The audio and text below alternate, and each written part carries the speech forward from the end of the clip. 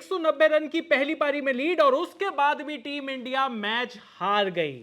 India की इतनी बुरी हार यार, मुझे याद नहीं आ रहा कि टीम इंडिया जो कि अपनी पिचेस पर, इंडियन पिचेस पर कोई उनको मात नहीं दे सकता। पिछले तीन टेस्ट मैचेस में से हम 2 टेस्ट मैचेस हार चुके हैं, जबकि यही कंपैरिजन करूं 2013 से लेकर 2022 तक, जब विराट कोहली कप्तान थे, सिर्फ 2 टेस्ट मैच हारे थे हम 9 साल में। भाई तो देखो, सिंपल सी बात है कि यहाँ पे कप्तान और कोच जो हैं वो पहले अलग थे। विराट कोहली का स्टाइल बिल्कुल अलग था, रवि शास्त्री का स्टाइल बिल्कुल अलग था, और साथ में आपके पास अब जो आ जाते हैं, राहुल द्रविड़ आ जाते हैं, रोहित शर्मा आ जाते हैं, इनका स्टाइल जरा अलग सा है। ये कैसा स्टाइल है? और सबसे इनका पहले स्टाइल ये है कि जब इनकी टीम के अंदर शुभमन गिल होते हैं या फिर अगर इनके पास कोई और भी अच्छे विकेट कीपर्स होते हैं, तो ये पहले केएस भरत को टीम में लेते हैं, केएस भरत को खिलाते हैं। मैं कह रहा हूं कि उसके केएस बाद भरत को तो फिर भी और वो सबसे बाद बड़ी में बात, आएगा हमारे केएस जितने भरत। और हमारे जो मतलब मेन बॉलर्स थे, जो स्ट्राइक बॉलर्स थे, जो जडेजा और अश्विन, हम इतनी मतलब बड़ी बड़ी बातें करते हैं और इतने बढ़िया इनके परफॉर्मेंसेस रहे भी हैं। हाँ। यही वो बॉलर्स हैं जो अब बाहर के बैट्समैन आ रहे हैं, जिनको कुछ नहीं करना आता है इंडियन पिचेस पे, सिर्फ स्वीप मारते हैं, और रिवर्स रिवर्स स्वीप मारते हैं, उसी के ऊपर 200 रन इनका बंदा बना के वो भी दूसरी इनिंग में खेलते हुए। लेकिन क्या सबसे बड़ी वजह रोहित शर्मा की डिफेंसिव कप्तानी रही है? क्या राहुल द्रविड़ और रोहित शर्मा का ये जो कॉम्बिनेशन है, ये कंसिस्टेंटली हमें सारे फॉर्मेट में जिस तरीके से मैचेस हरवा रहे हैं या हार रहे हैं हम इनकी कप्तानी और कोच में, क्या ये सबसे बड़ा रीजन है? हैदराबाद टेस्ट जो टीम इंडिया हारी, 5 सबसे बड़े रीजंस क्या हैं वो डिस्कस करने बैठ रहे हैं। यहाँ भी इनकी पिच जो थी वो टेलर मेड थी कि स्पिन करा देंगे, ये करा देंगे, वो करा देंगे। पर चलो यार, मतलब मैं ये कह रहा हूं कि हर टीम एक होम एडवांटेज लेकर आती है, हर टीम चाहती है कि एक होम एडवांटेज हो, लेकिन यहां पर जिस तरीके की आपकी पिच थी, मैं पिच के बारे में तो बाद में जाऊंगा यार अभिषेक। हाँ। यहां पर आप पहले 3 दिन में आप लीड पोजीशन पर थे, पोल पोजीशन पर थे, इनफैक्ट पहले 2.5 दिन में, भाई ये 2 दिन बाद तो ऐसा लग रहा था एक पारी से भी जीत सकते हो भाई आप। ये स्टेटमेंट फिर बीच में आया ना, कब किसी ने कहा, बट सुनने में आया ऐसा हाँ। कि इंडिया की टीम जो है वो उनके कंधे झुक गए थे, शायद शास्त्री जी ने कहा।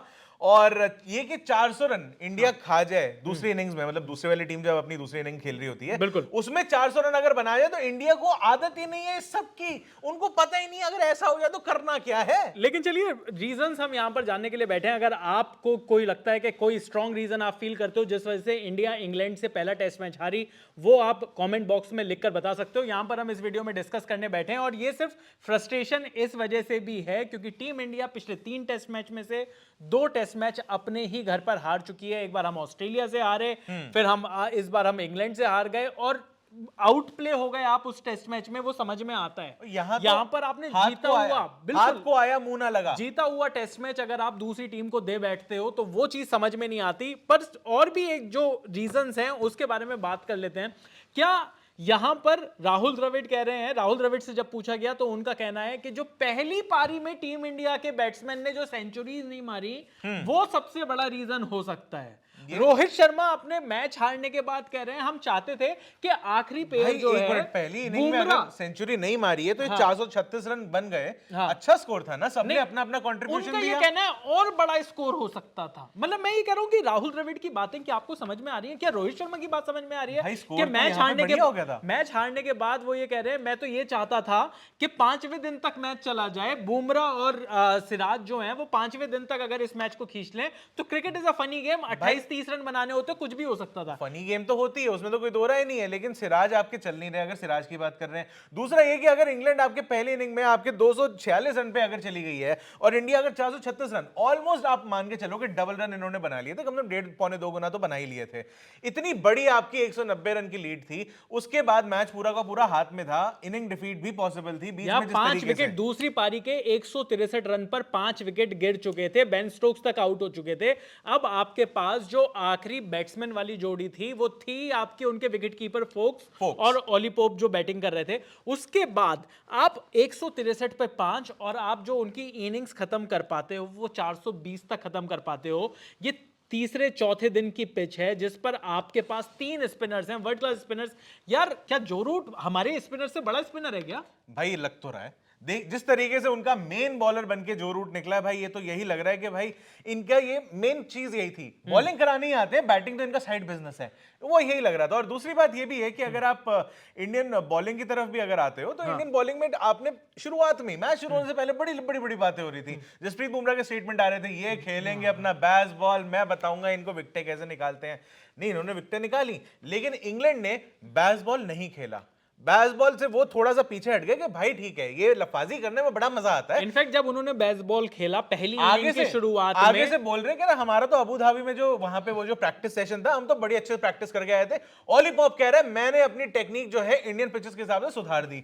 मतलब बेसबॉल नहीं खेली उन्होंने, इंडिया बेसबॉल मैं ये में कह रहा हूं बस कि नहीं हार गए। यहाँ पर जिस तरीके से टीम इंडिया ने जो परफॉर्म किया वो समझ में नहीं आया। क्या ये राहुल द्रविड़ की और जो रोहित शर्मा की ये जो सारी की सारी तैयारियां थी, यहाँ पर इतनी डिफेंसिव अप्रोच थी, जैसे ही वो एक बार को तो लग ही नहीं रहा था कि ओली पोप का विकेट लेना भी चाहते हैं ये लोग। यार वो तो बिल्कुल वही लग रहा था जिस तरीके की डिफेंसिव फील्ड सेट करी हुई थी भाई। यहाँ पे तो मतलब आप लगा लो, दिनेश कार्तिक भी बोल रहे थे, यहाँ पे पीटरसन भी लगभग वो बात अपनी कह रहे थे इस बारे में कि भाई कैप्टेंसी किस तरीके की हो रही है। रवि शास्त्री ने कहा कि यार ये कैप्टेंसी बड़ी डिफेंसिव टाइप की हो रही थी।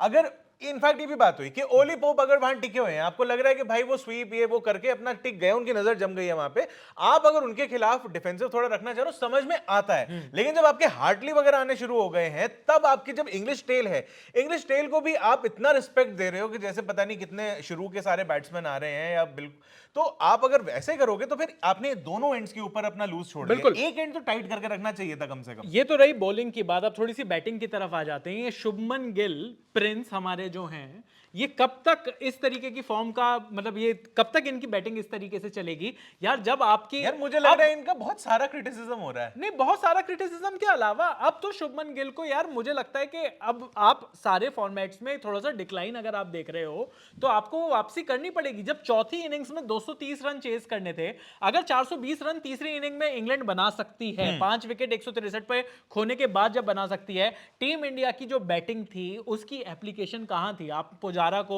आप रहाने को निकाल देते हो टीम से कि नहीं यार एक इंटेंट नहीं है, नया खून लेकर आना चाहिए, ये ज्यादा रन नहीं बना रहे। आप जिन खिलाड़ियों को लेकर आ रहे हो वो क्या फोड़ कर आ रहे हैं, ये भी तो देखना बड़ा जरूरी है। शुभमन गिल की अगर मैं बात करूं, श्रेयस अय्यर की मैं बात करूं, चलिए साल भर से शुभमन गिल का तो बल्ला चल ही नहीं रहा है। चाहे टेस्ट फॉर्मेट की भी अगर स्पेसिफिकली बात करें तो नहीं उनका बल्ला चल और रहा है। बात कर ले, मतलब यहां पर केएल राहुल फिर भी उनको कम से कम इतना क्रिटिसिज्म हुआ, वो जब आए हैं वापस तब से एक डिफरेंट बैट्समैन लग रहे हैं। बिल्कुल उन्होंने कोशिश वो लगातार कर रहे हैं। फर्स्ट इनिंग्स में भी उन्होंने बढ़िया रन बनाए, लेकिन यहां पर शुभमन गिल दोनों ही इनिंग में नहीं चलते।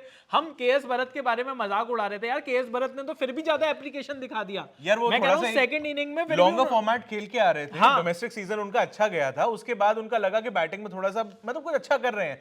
विकेट कीपिंग अभी भी उनका थोड़ा सा कंसर्न है। बिल्कुल लगातार उनसे बॉल जो है वो मिस हो रही थी, कभी नीचे बैठ रही थी या ऊपर जा रही थी। अब वो इंडियन पिचेस का नेचर है, इसी वजह से ये बोल के केएल राहुल को विकेट कीपिंग नहीं कराई गई थी कि इंडिया में पिचेस पे बॉल टर्न ज्यादा करेगी, अनइवन बाउंस रह सकता है, तो ऐसे में केएल राहुल को हम परेशान रिस्क नहीं लेंगे केएल राहुल के साथ किसी भी तरीके का। लेकिन केएस भरत का भी बड़ा नीट ग्लव वर्क तो बहुत ज्यादा नहीं दिखाई दिया। उनको वहां पर इंप्रूव करना है। लेकिन टीम इंडिया की बैटिंग में क्या इंप्रूवमेंट होगा, टीम इंडिया के माइंडसेट में क्या इंप्रूवमेंट होगा? इंडियन टीम की बैटिंग में एक क्रिटिसिज्म ये भी हो रहा है कि एक तो रोहित शर्मा लंबा नहीं टिक रहे हैं। हाँ। ये उनको बोला जा किसी रहा है फॉर्मेट में नहीं टिक रहे। हाँ मतलब ठीक है, नहीं सेंचुरी अभी पीछे मारी थी उन्होंने, वो T20 तीसरे मैच में दो डक के बाद, और वो अफगानिस्तान भी था भाई। इतनी चांसेस देने के बाद तो कैटरीना कैफ भी एक्टिंग करने लगी थी ना यार। हाँ, तो मतलब ये बात तो सही है। अगर आप इतना ज्यादा, अगर आप इतना लंबा रोप अगर किसी को दोगे तो कुछ ना कुछ तो वो करके आएगा। केएल राहुल को भी लंबा रोप मिला था उन्होंने भी, लेकिन अब उसका पूरा फायदा उठा रहे हैं। बिल्कुल। दूसरा ये है, दूसरा वो डबल एज स्वॉर्ड जैसे कहते हैं ना कि यशस्वी जायसवाल है आपके पास, आप उनको लेफ्ट राइट कॉम्बिनेशन के लिए लेके आते हो ऊपर, आप उनको T20 में ओडीआईज में देख लेते हो, आप उनको उसी फॉर्म के बेसिस पे टेस्ट में भी लेके आते हो। ये कोई बात नहीं, एक हमें आतिशी बल्लेबाज चाहिए होगा जो शायद हमें शिखर धवन या फिर मतलब वीरेंद्र सहवाग की जो है हमें याद दिलाए कि अगर टिक गया तो भाई लंबा ये फोड़ के जाएगा, कोई दिक्कत नहीं है। पहली इनिंग में उन्होंने करा भी है, अप्लाई करा, दूसरी बार में नहीं करा। सारे लोग अब इस बात पे चढ़ रहे हैं कि यशस्वी जायसवाल, एक तो इनका नाम पे वो फमल निकल रहा है, यशस्वी जायसवाल जो है ये ऐसे क्यों खेल रहे हैं? ये ऐसे गंदा कर मतलब रहे हैं यार, ये जो टीम आदमी इंडिया के ढंग का लिए खेल रहा ये है, डिपेंडेबल नहीं है टीम इंडिया के तो लिए। कौन है डिपेंडेबल? मुझे यही तो जानना है, डिपेंडेबल है कौन? अगर आपको विराट पता है कोहली। कि डिपेंडेबल कौन है, और विराट कोहली तो चलिए तीसरे टेस्ट मैच में उनके आने की संभावना है, पर अभी टीम इंडिया को दूसरा टेस्ट मैच भी खेलना है। क्या क्या वहां पर चेंजेस आप सोचते हैं? आपको क्या लगता है क्या क्या चेंजेस होने चाहिए? टीम इंडिया में क्या बदलाव होने पड़ेंगे जिस वजह से टीम इंडिया कम से कम टेस्ट मैच, जिसके फॉर्मेट जो टीम इंडिया अजय टीम मानी जाती थी अपनी पिचेस पर, वो भी नहीं हो पा रहा है? क्या चीजें बदली हैं और क्या चीजें बदलने की जरूरत है, वो आप कमेंट बॉक्स में जल्दी से लिख दीजिएगा। हैदराबाद टेस्ट टीम इंडिया हार चुकी है, हम यहां पर बड़े डिसअपॉइंटेड हैं, लेकिन दूसरे टेस्ट मैच में क्या टीम इंडिया किस तरीके से पलटवार करेगी, ये देखना जरूरी है। क्या अगले मैच में रजत पाटीदार को मौका मिलेगा? ये भी देखना जरूरी है। आपको क्या लगता है कि क्या दूसरे मैच में क्या बदलाव होने चाहिए, वो सब आप कमेंट बॉक्स में जाकर लिख दीजिए। अभी के लिए इस वीडियो में इतना ही। मेरा नाम है चैन रस्तोगी मैं हूं अभिषेक मनचंदा और आप देख रहे हैं जी स्विच।